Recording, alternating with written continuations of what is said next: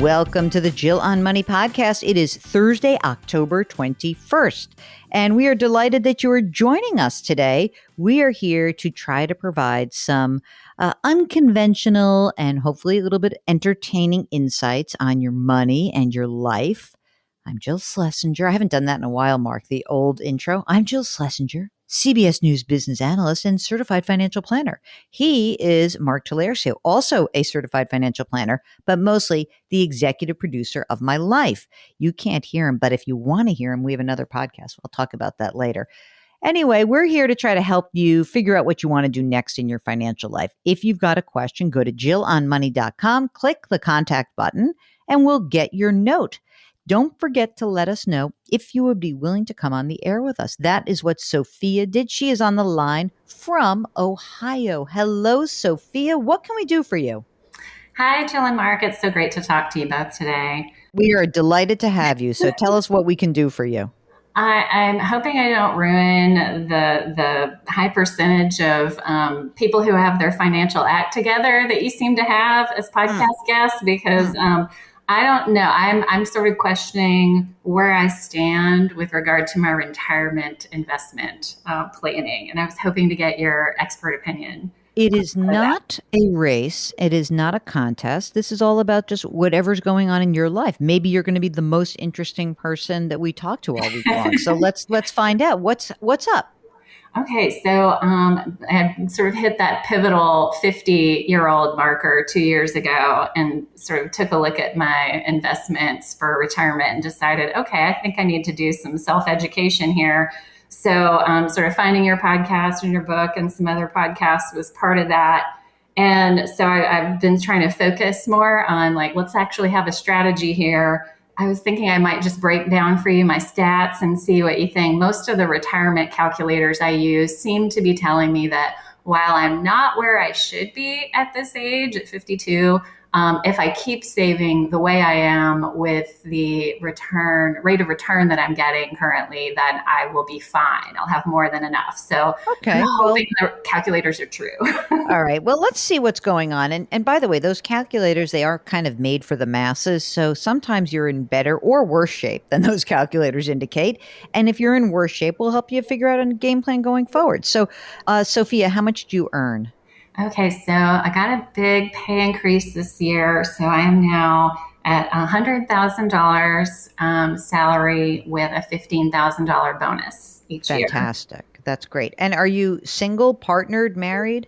I am single parenting a fur child. A fur child. I love it. Fantastic. I feel like they're legitimate. I feel like I should get tax credits for that. Oh, I know. Oh, if only. Are you making retirement contributions based on that $115,000 total comp? I am. For this year, it's the first year I'll have been able to max out my 401k contribution. So I'm putting 26% of my salary in there. And then I'm also contributing to a Roth IRA. I opened that up 2 years ago. So I've got $283,000 in the 401k and $16,500 in the Roth. Okay. Do you have a Roth option at work? I do, actually. Yeah, they just rolled that out maybe a year or two ago. All right. So first of all, $100,000 salary, $15,000 bonus, maxing out with your catch-up contributions for your retirement account. Yeah, I do think that, frankly, using the Roth option is going to be beneficial for you. And so I would go ahead and do that for sure. Okay. Now, next thing, do you own or do you rent? I am a renter. And wait a second, how much do you pay in rent? I'm paying $1,300. So not bad. Great. I mean, that's the beauty of living in Ohio. Definitely. I used to live in Chicago, and it was definitely a different story. What else is going on? Do you have an emergency reserve fund? I do. It's I've got $10,000 in a CD that's maturing in February because it was hurting my soul to see how low the interest rate was in the savings account. So I was just, let me put some of this in a CD for 1 year.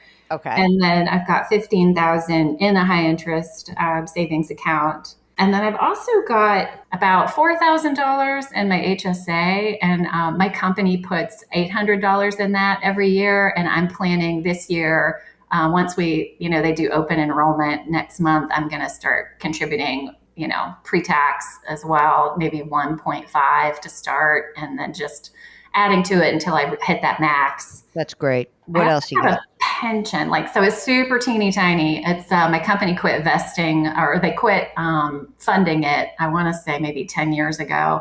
So it's going to be about $300 a month for the rest of my life if I retire at 67. So not a lot, but hey, every little bit helps. Absolutely.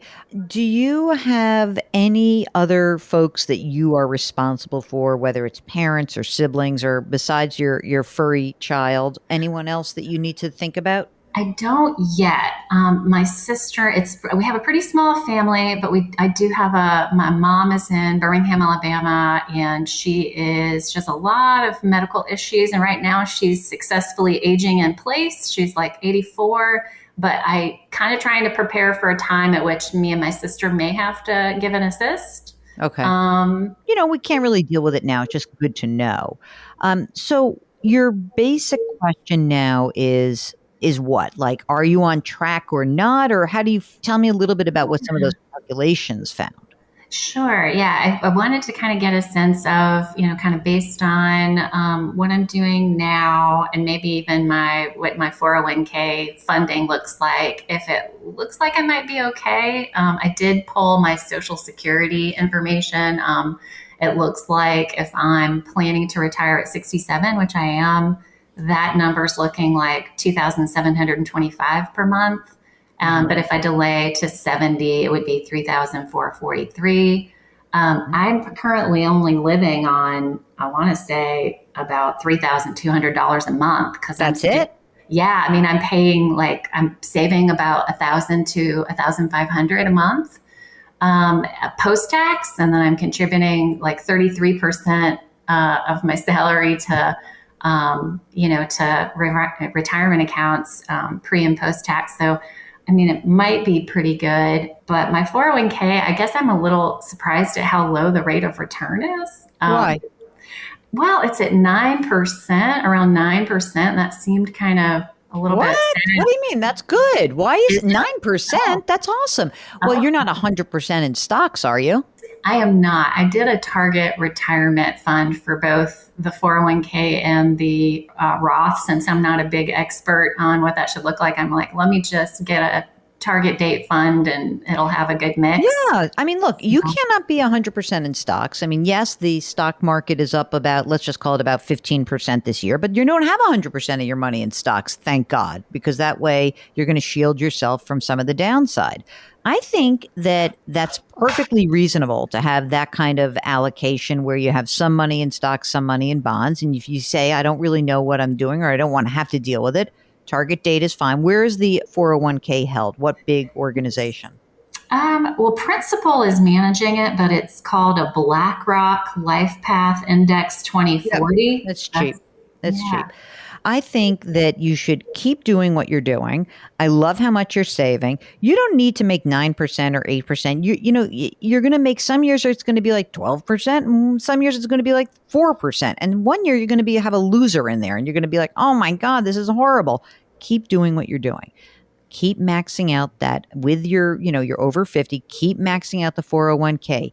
Keep maxing out the Roth IRA. Keep putting money in savings. Get that HSA up. Don't even think that there's nothing more magical than you can do than help yourself by saving consistently into these plans. So I don't think that there is any issue, especially, by the way, you've got a very low cost of overhead. Now, I know what you're going to ask me because you wrote this in the email, so I'm just going to stop you right there. There's no need for you to buy a house. Okay. Absolutely no need for you to buy a house. First of all, at this point, the rents are probably going to be cheaper than any home that you could buy in carrying your home. But more importantly, I think that the use of your money in the way that you've been saving in these retirement accounts, in HSAs, it is just much more valuable to have that money working in that way. Life can change. if something came up, if you said to me, I got to move to Birmingham, you're going to be awfully happy you don't own a house. Or if you say, I want to be closer to my sister, you don't have the house. For some reason, like a house drops in your lap and you think it's reasonable, get back in touch with us. But for now, I love what you're doing and I think it's perfect. You don't ever have to feel like when you're listening to this, for other people who are listening to this, you are doing what you need to do for you.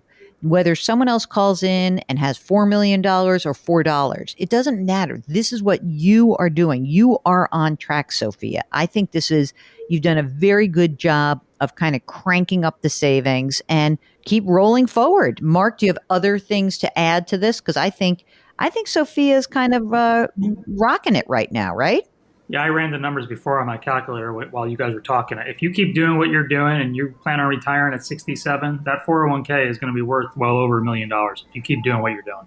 Mark, you got to keep yourself in on this podcast because I think people need to hear that. Listen to Mark. You're going to have $1 million saved. You're going to be on track. You're going to have Social Security. You're going to have pension.